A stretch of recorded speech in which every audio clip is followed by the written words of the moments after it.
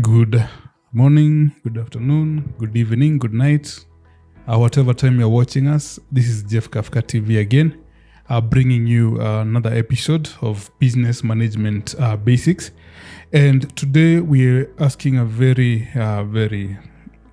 hard question that people often ask, but they have endless discussions and they never come up with a solution. And as you can see behind me, the question is, should you buy land or start a business?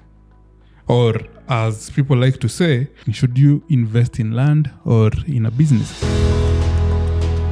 And I was wondering, how can we be able to answer this question without using any kind of business jargon, without trying to, look very complicated?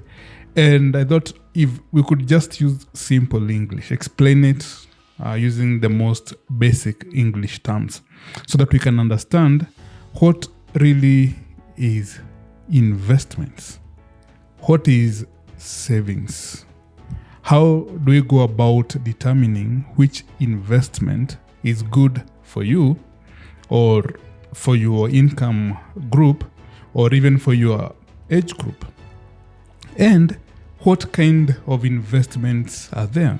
Because when you ask a lot of people, the only kind of investments that they know or they have heard of are the investments that maybe they're being told by their friends. And in most cases, they include scams.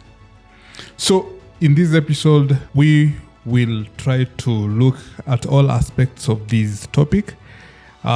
Should you buy? At the end of it all, you will be able to answer for yourself. Is land really as good as an investment as people, or especially the advertisers who flood our radio stations with pieces of land? They call it Mugoda, Maguta everywhere.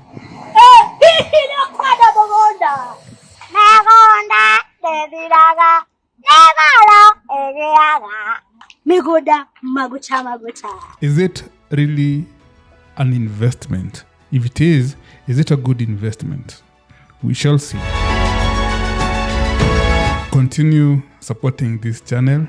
If you have not subscribed, click that subscribe button. This is JephKafka TV. See you on the next side of the break. Welcome to the unveiling of untold history documentaries, mastering classes in business management, and sparking insights through money dialogues. This is JephKafka TV, where you discover untold business histories, master the art of management, and ignite money conversations that matter. Now here we have an infographic that will help us understand this concept. Because the question we're asking, should you invest in land or in a business? So we shall go step by step. And the second part of this video, I will look at all the kind of investments that are available. And together, we shall go through them. We see which one has the best in terms of potential returns, which one has high risks or rather low risks. We shall compare each, and we shall also look at something we call liquidity. How easy is it to convert your investment back into cash? Now, let us understand one thing. Before you can start thinking about investments, you have first of all to think about an income. That is, you have to have some way of getting money, because generally, I said I'll use English in its simplest form.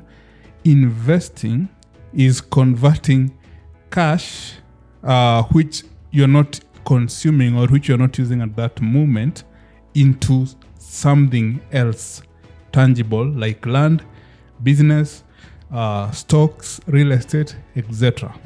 So the first thing, there has to be some income.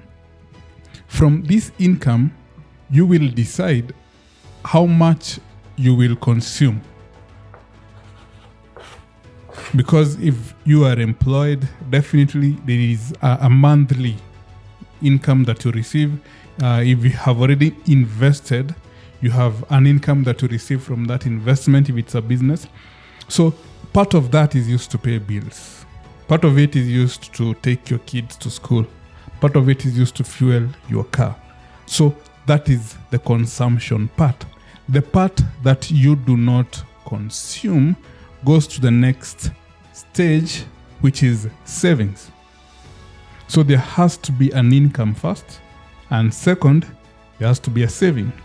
So the saving part is where now it looks like a small part, but it's the part that determines the kind and the level of investment that you shall make. So first of all, let us look at how do you save. So the savings channels. Most people save in banks. You'll find you get your salary through the bank. Of course, there is that part that you take out to pay your rent, to pay your bills, to send home to your parents. Whatever else that remains, you save it. So if you're saving it with the intention of making a future investment, then we'd call it a saving. But if you're saving it just to delay a future expense, then at that point, then we might not call it a saving, because it's just like you're putting money somewhere so that when you need it, you'll get it. Other people save through what we'd call insurance plans. Insurance companies have educational plans, they have life insurance policies, which have a maturity period, whereby you put aside a certain amount of money from your income at the end of every month, and you have a period within which you cannot access that money. So that makes it a better saving model than a bank, because it means if it's not a fixed deposit kind of saving, then you have access to this money. But if it's an insurance plan for 15 years, for your kids' education, for whatever else that you have taken an insurance policy for, then in that case, you'd call that a saving. Other people save through SACCOs. Savings and Credit Cooperative Societies, which is a very good means of saving, especially they are very popular in rural areas. They're very popular with the middle class. And every organization, every professional organization probably has a SACCO. Every big company probably has a SACCO. Like if you look at something like the police, they have their SACCO. If you look at people in Kenya Power, there is the Stima SACCO. If you look at the accountants, there is the Muhasibu SACCO. The farmers, they have like the Tower SACCO, and so many other savings and credit cooperative societies. So these ones also help in that they give you the discipline that at the end of every month, part of your income goes to a savings channel. And the other way, which is now becoming very common and popular, is the chamas. So the chamas are very, very, very underutilized, but very highly potentially big machinery for making savings, especially for people who cannot be able to access these other classes of savings. Because banks, you have to have maybe the resources, you have to have the knowledge on how to save in a bank. The same case with an insurance plan or policy. But imagine you're an old lady somewhere in a very marginalized rural area where there is no bank around you, or you don't know the language that the bank teller or the bank stock or the insurance company stock. So what means would be available for you?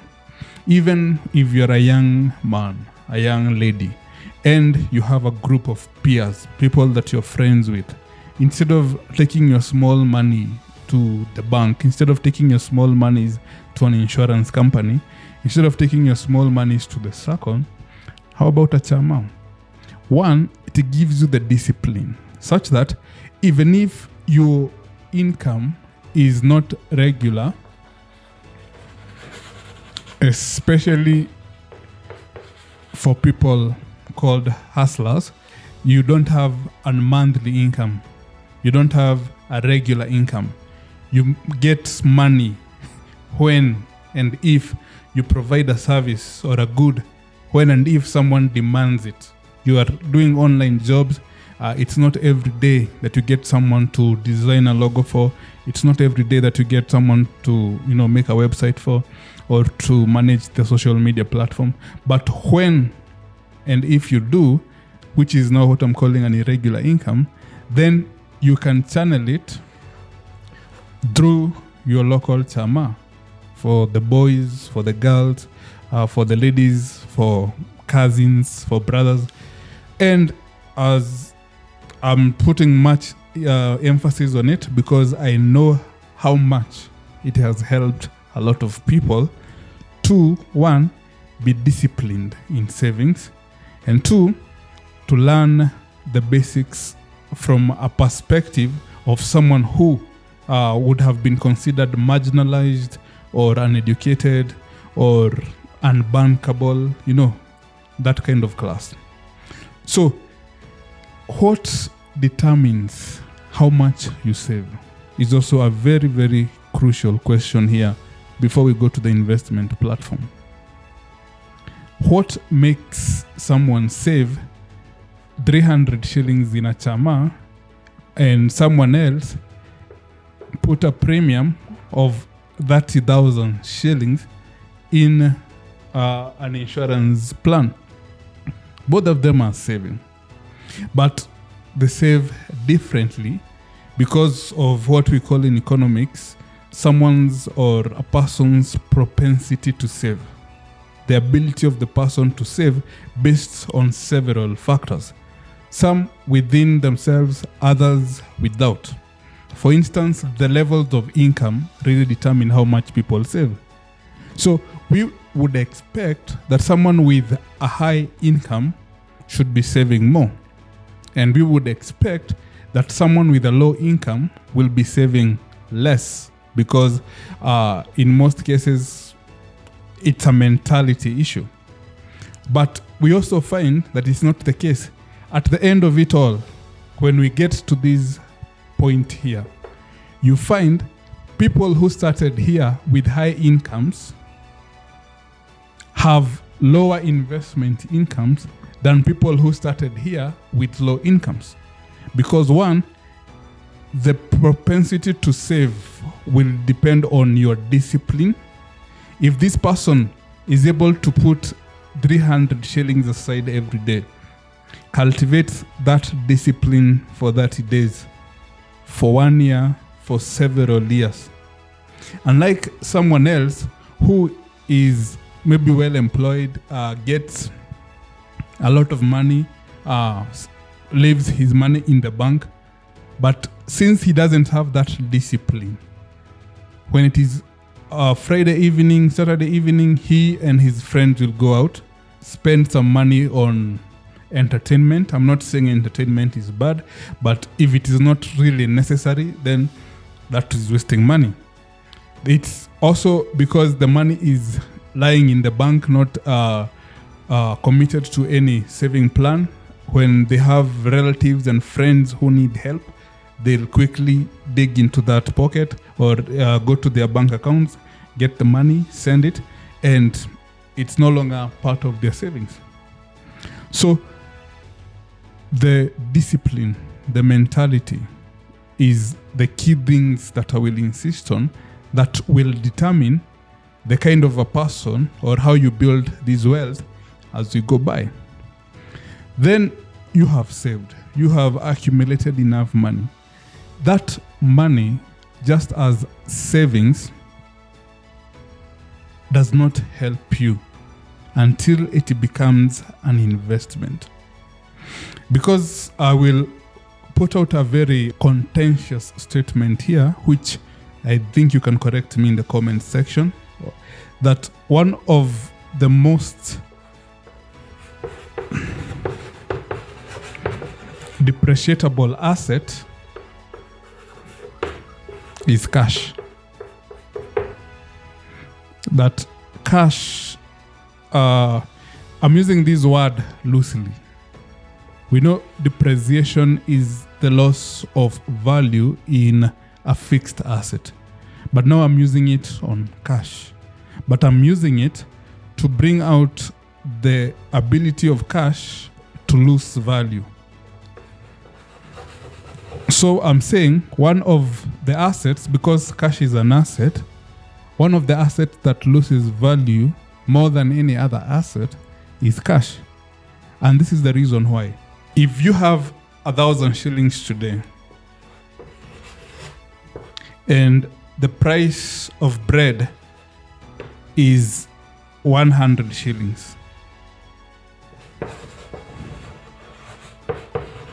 it means if you do the math, at that point in time, you can be able to afford 10 loaves of bread.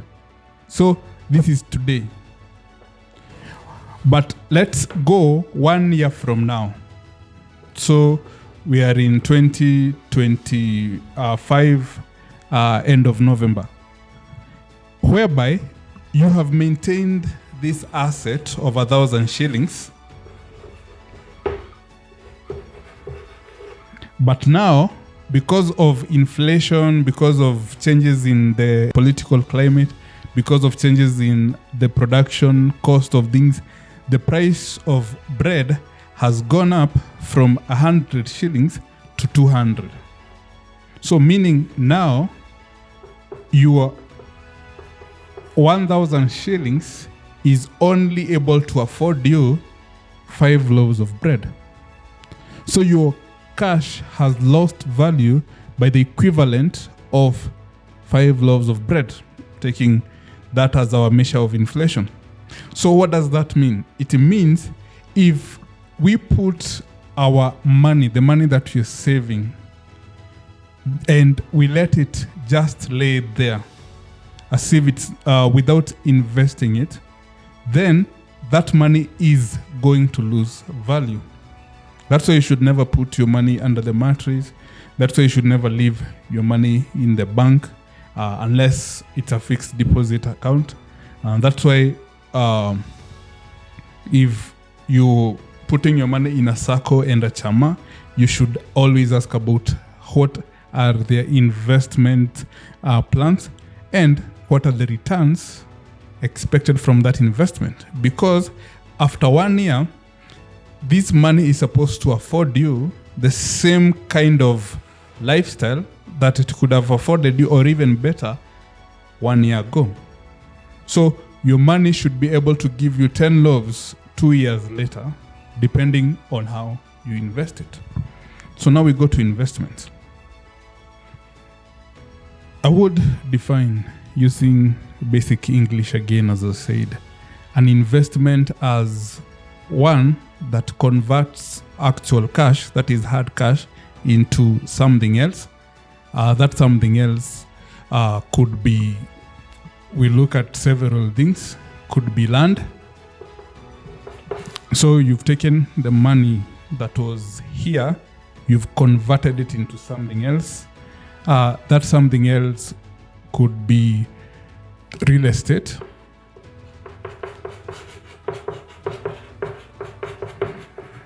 So here rather separating land as just land from land that has been developed into real estate. Other investments include stocks, bonds, also include here money markets. Another investment that I would put here is business. And that now will help us answer this question. Should you invest in land or in a business?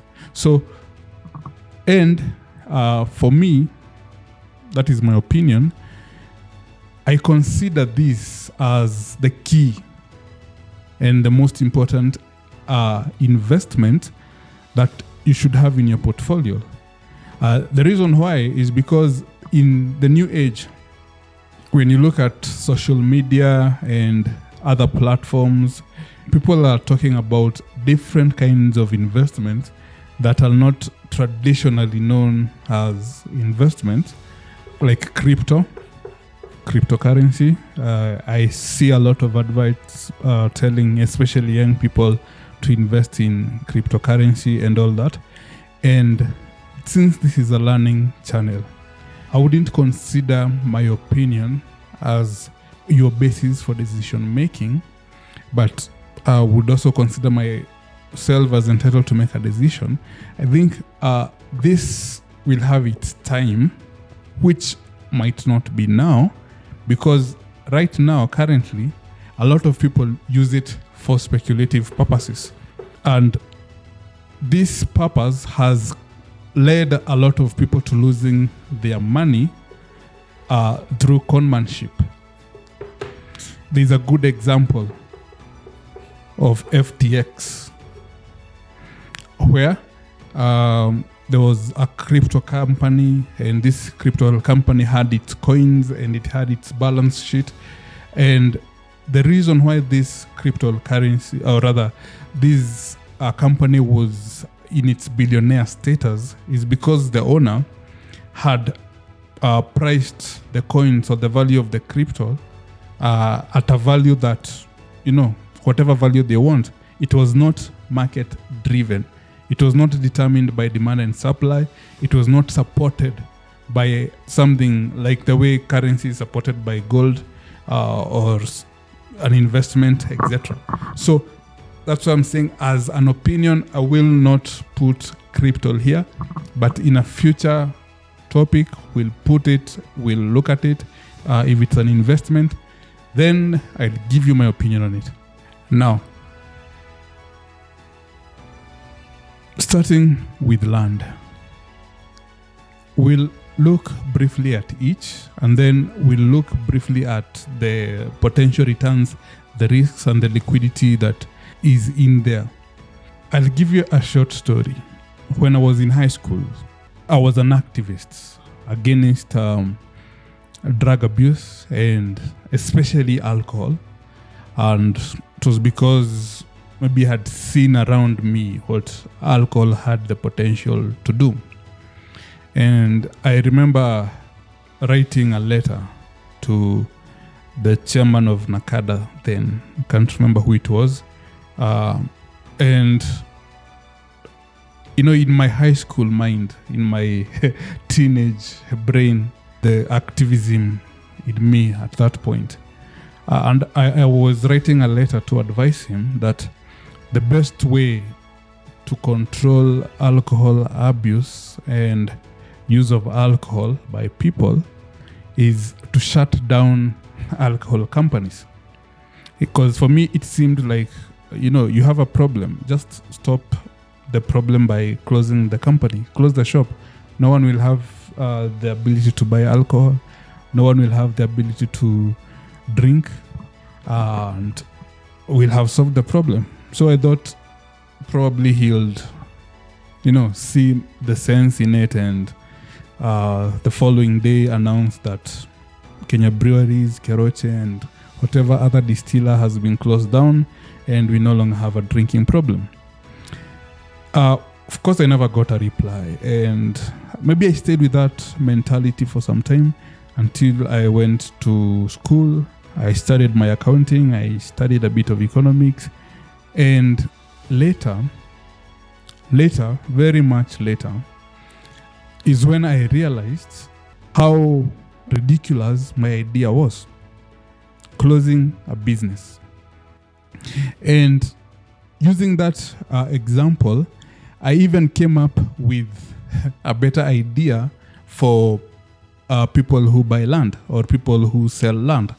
My idea was that I would rather now, as an adult who has gone to business, I would rather open an alcohol company than buy land.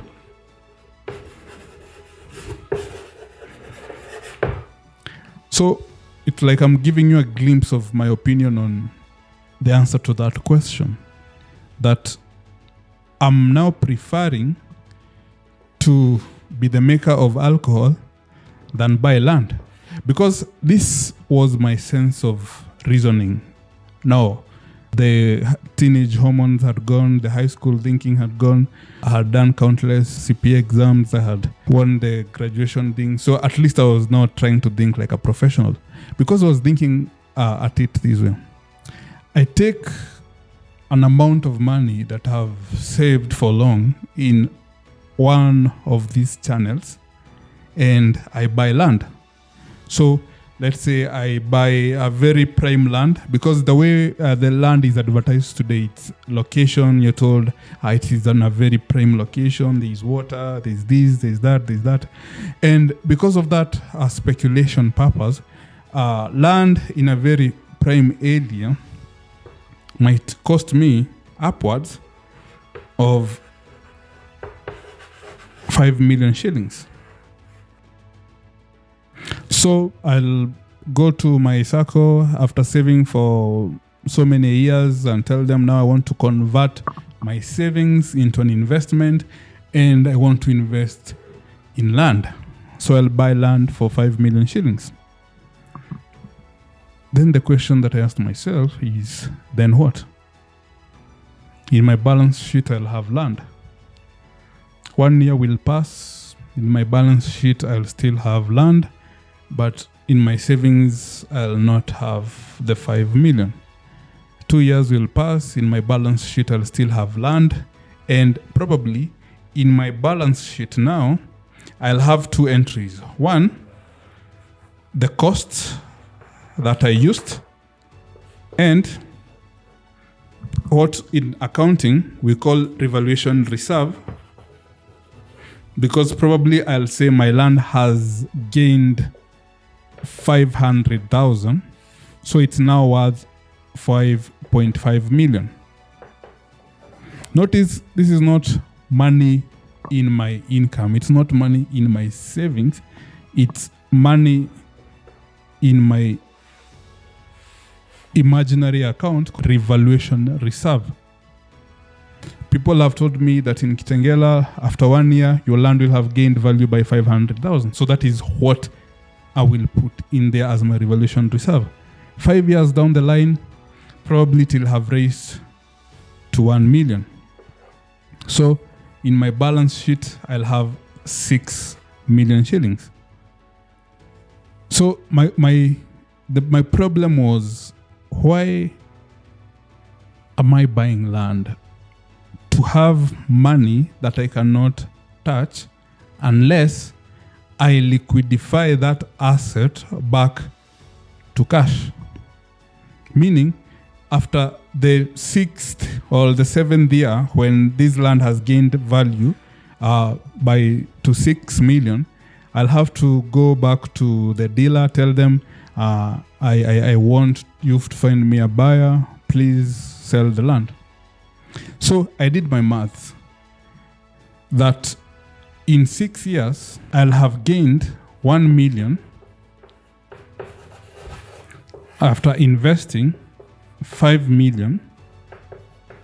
And if I do that as a percentage, I would get what? 20%. If I went further and took this 20% and divided it by 6 years, I'll find that my money has been growing by approximately 3.6% every year. So I've bought land. It's a good investment. I've told my friends. They have told me congratulations. But after doing the math, something didn't look like it really added up. Then I went to the second option, because buying land seemed to me as a way of tying my cash and a way of getting the return many years later, and a very small return, 3.6% per annum or 20% at the end of 6 years. Tell any investor doesn't look good, they wouldn't put their money in there.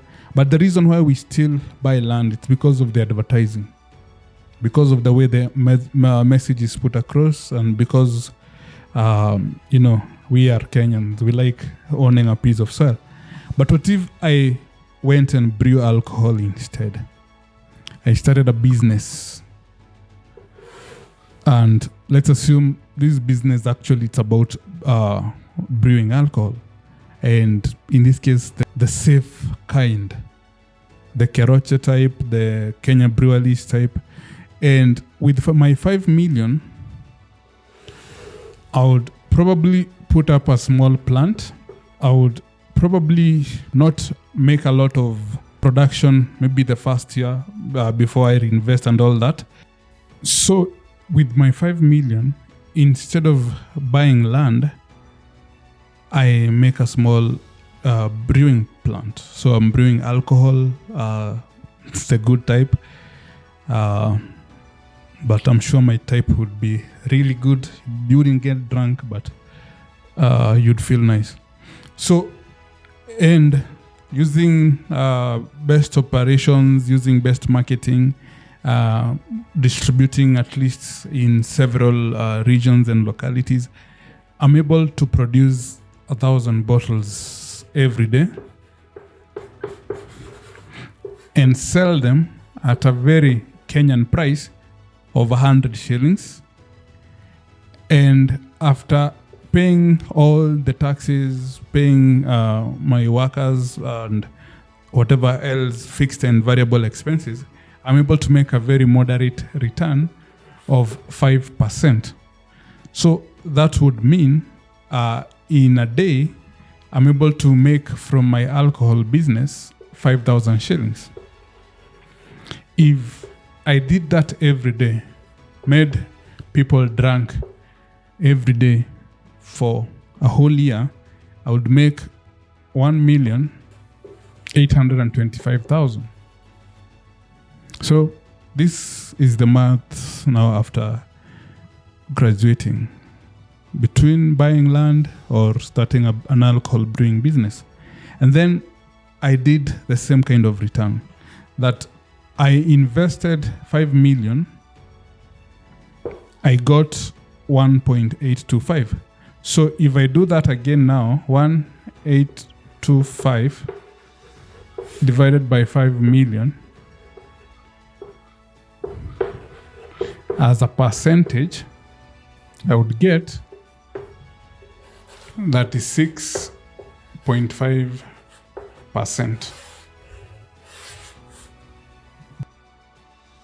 I would get 10 times every year what I would get for putting land idle. Maybe not 36.5%.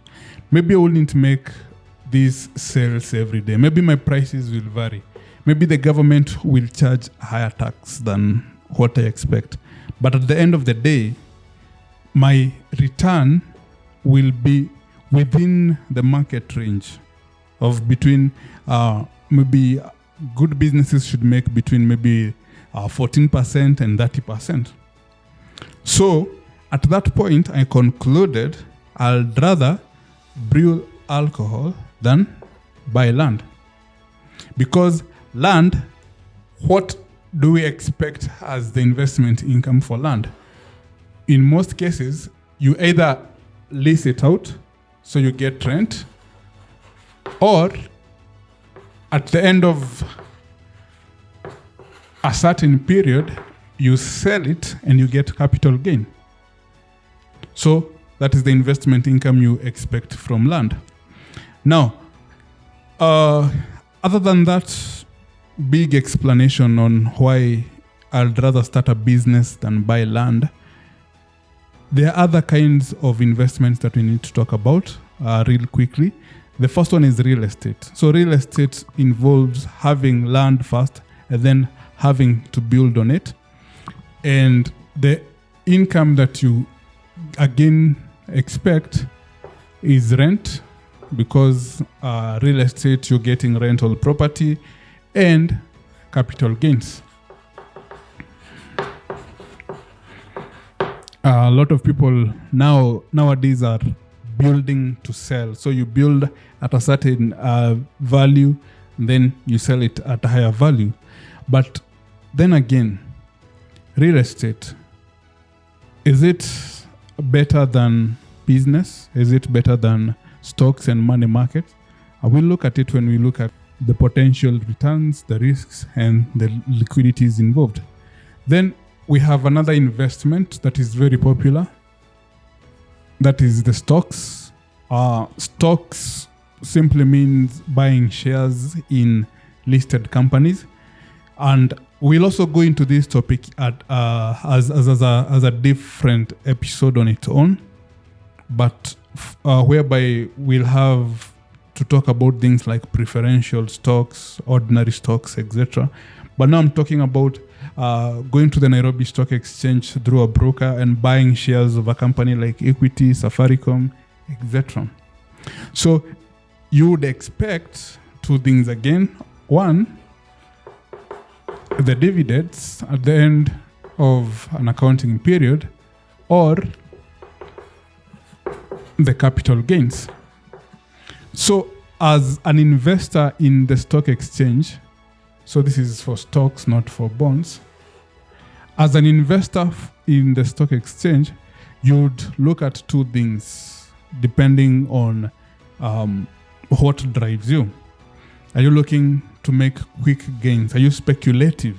Are you looking at the changes in the market so that every price change will affect, you will react to it? So that if a share is selling today at 1 shilling, you will probably buy it. And if tomorrow it will be selling at 3 shillings, you will definitely sell it so that you can make the capital gains. But if you're a long-term investor, it means you will wait for that company to perform. At the end of the year, they declare their profits. And then from those profits, they declare what part they'll give us dividends.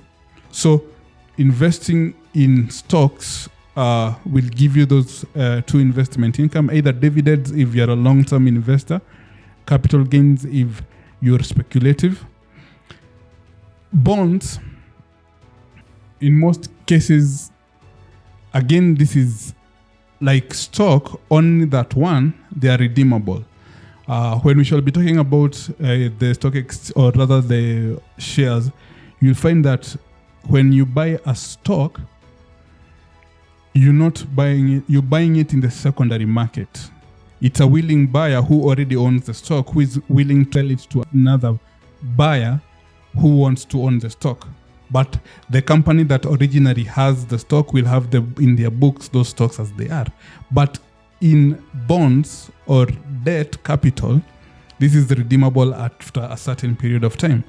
If a certain company, let's say Kenya Breweries, issues bonds of, let's say, 1 billion Kenya shillings, it means it has borrowed that money from the public, and at some point it will have to return that money to the public, but it will give an interest at the end of every year.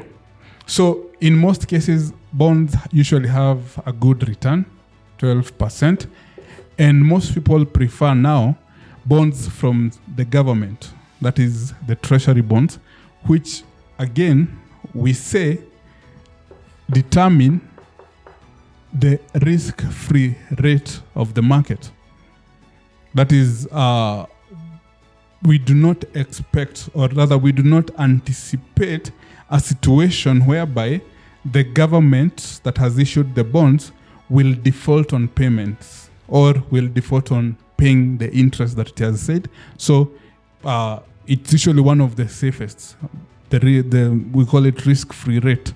So if you're looking for safety net or a safe investment, then look at the bonds.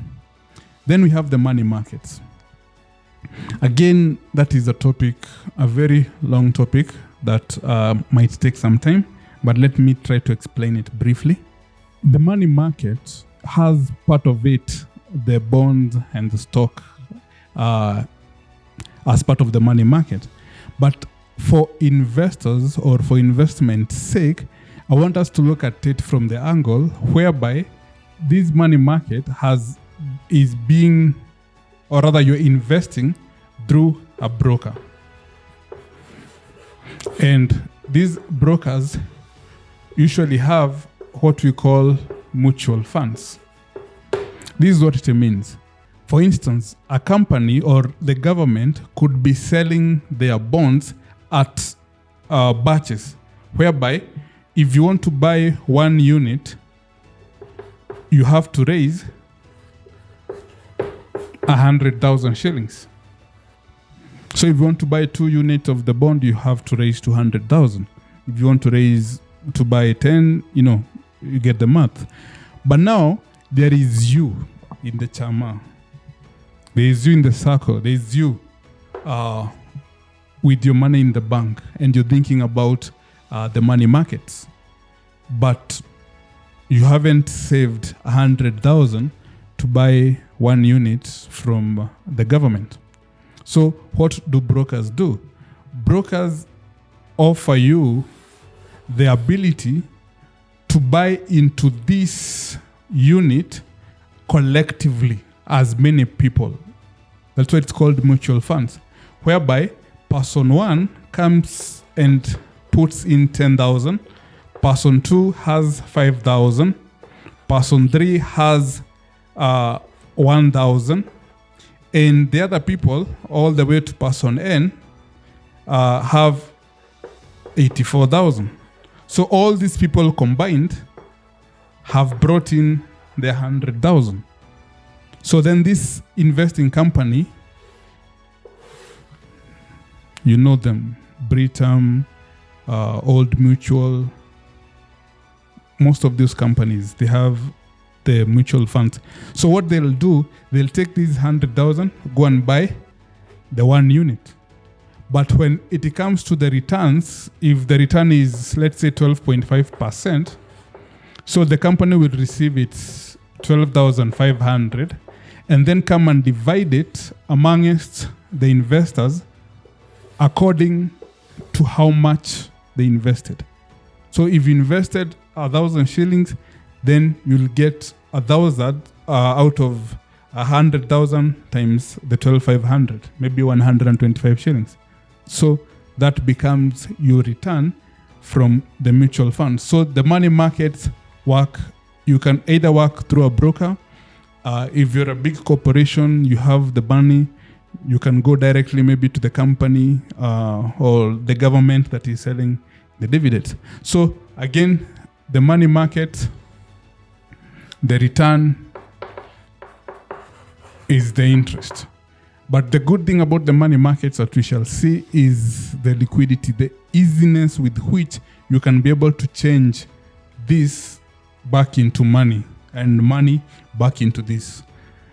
Lastly, let me mention about business. Already, I've given my opinion on should you invest in land or in a business. And again, as I said, that is my opinion. If you have a different opinion, let's keep those discussions running here. Let's see what you'd rather do. Would you rather buy land or start a business? Starting a business, the first thing that I'll say is very depressing, that only 20% of businesses make it past the 3rd year. So meaning 80% ultimately fail. So the biggest risk in this investment is actually the business.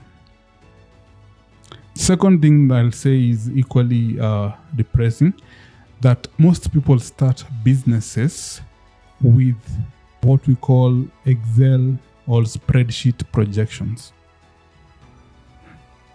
On spreadsheet, you make profits. On spreadsheet, you make sales. On the spreadsheet, you make, good returns. But in reality, it's not the case.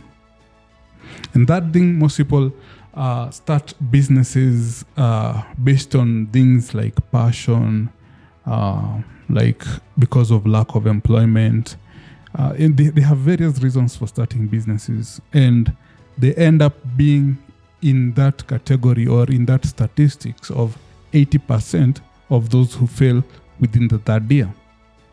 So starting a business looks or is probably the riskiest investment that you can make.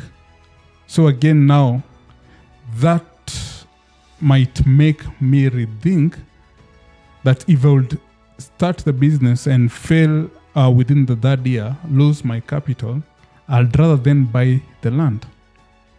So here is the curveball, that most people who invest in land do not invest in it to make money out of it, but as preservation for their money. So get that right. You invest in land because you know your 5 million, even after 10 years, will be there. Whether you'll have gained a lot of money is not the issue. But it has reduced the risk of you starting a business, maybe a Mutuba business, an alcohol brewing business like me, or whatever business that you might have thought of, and then in the third year, it fails. So you lose your capital, you lose your morale, you'll even lose your motivation to ever start another business.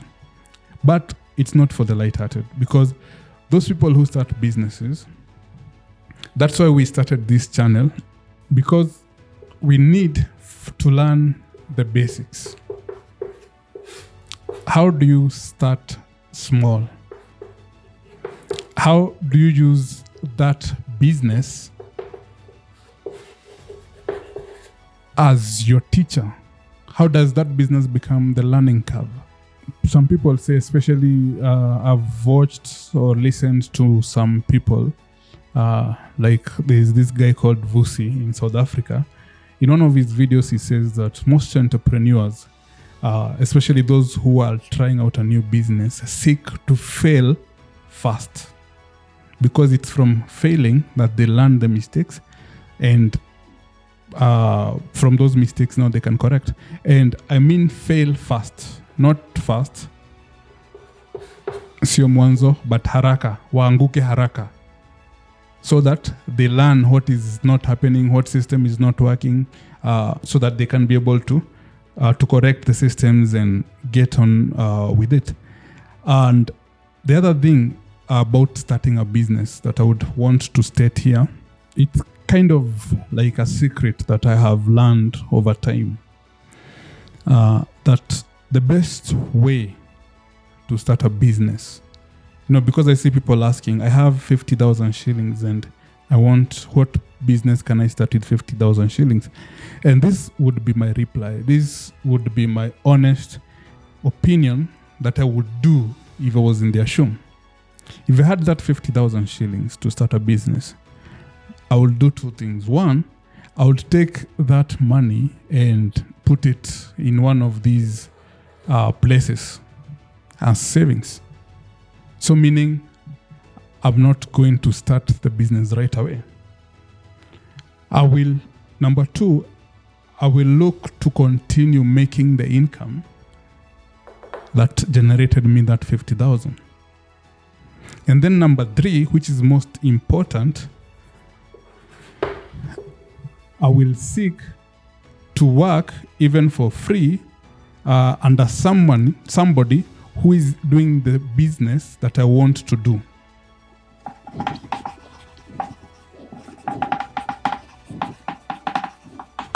I don't know whether I've said it clearly, that I would work even for free. I would look maybe to be the personal assistant. I would want to work under someone who is doing the business that I want to start. For instance, if I want to start a Mtumba business, I have my 50,000 shillings. I'll go and fix it in a sacco. I'll go and put it in a chama. I will not go and buy a bill of Mtumba. I will not go and rent a stall. I will go instead and look for a successful person who deals with Mtumba. I'll tell them I don't want to be paid. I want to work under you.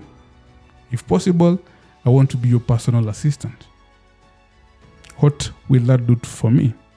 One, it's like I'll have gone back to class. But now this is a very specific class. It will teach me how to source, where to source, how to price, where to get the customers, how to distribute, how to deal with employees, how to deal with suppliers, how to deal with every aspect, how to deal with the government in terms of licensing, how to deal with the county councils in terms of rates, everything, permits, everything. So in 1 year, I will be learning everything from that person. If I want to start a breweries, like I've said, I'd go to Keroche.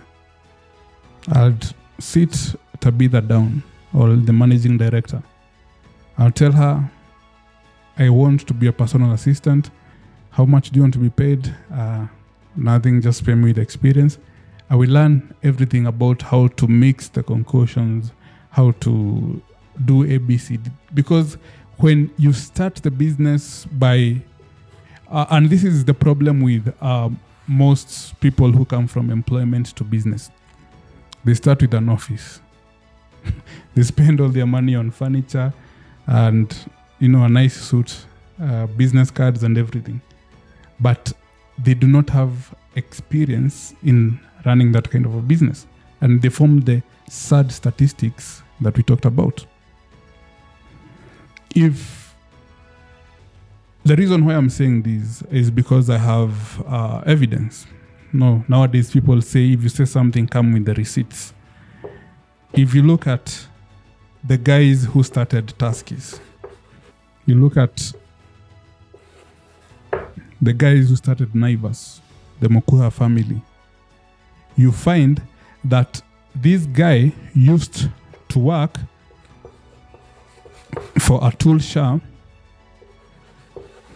the guys behind Nakumat. It was a small store in Rongai. It started as a small store. It became a Nakuru mattresses in town.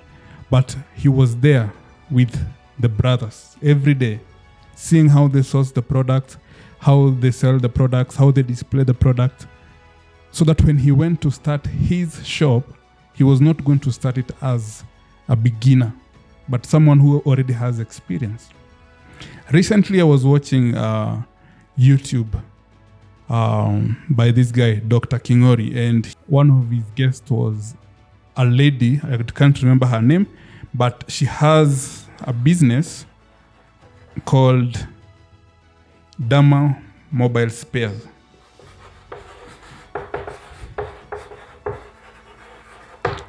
Listen to her story. She didn't wake up and started the spare shop. She was working under someone who had a mobile spare shop. How do you transition from kuandikwa job to kuwa na shop yako? Ulikuwa umesave do, ulikuwa umejua politics ya kutumia loan, what's the formula? What I did, hiyo 2013 na 2014, yes. 2012 na 2013, nilikuwa nimeajiriwa po Rudhuri Avenue. Actually, I was earning 7K per month. 7K tao? Yeah, 7K tao. That is 2012 na 2013. Oh. So, after kutoka hapo 2014 na 2012 na 2013 kuwa hapo Rudhuri, yes. I joined sasa Mwaria mwenye alikuwa nauza what I usually sell. Yes. 2014 na 2015. That time nikiajiriwa na Mwaria sasa, yes. Nimekuwa ameajiri mtu mwenye akona experience. Sasa niko na experience na yeye hana.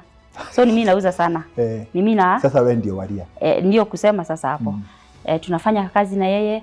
Naona venye na make do. You know, Warias are very good Yes. Hawananga mambo mingi.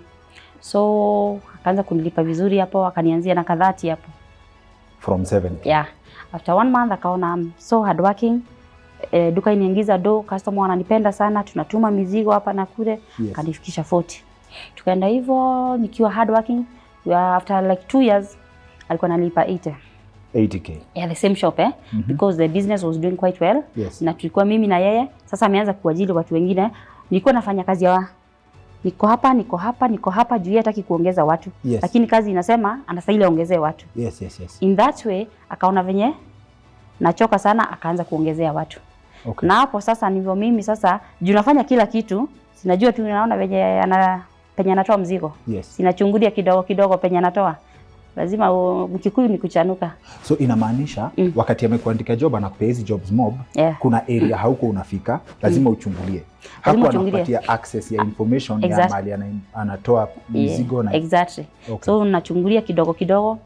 Sometimes kazi ikiwa mingi anajipata amejipatia freedom yote sasa ajiona la kufanya. Yes. Na mimi si nachanuka, naona tu everything venye analeta kama mzigo penye anatoa. Yes. Nachanuka tu hivyo. Okay. So that's when I decided niko nimesave kidogo.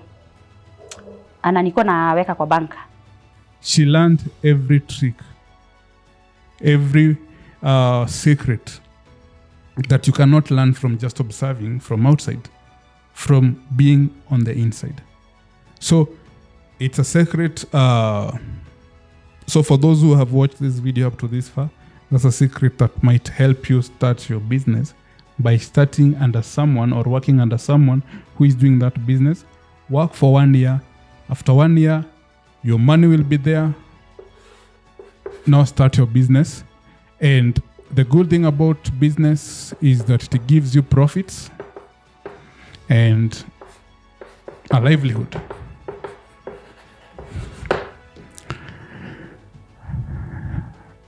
Now to the third part, I want us to look at each and every one of these quickly, in terms of potential returns, risks, and liquidity, and conclude for yourself which is a better thing to do: land, business, real estate, stocks, bonds, money market, or business.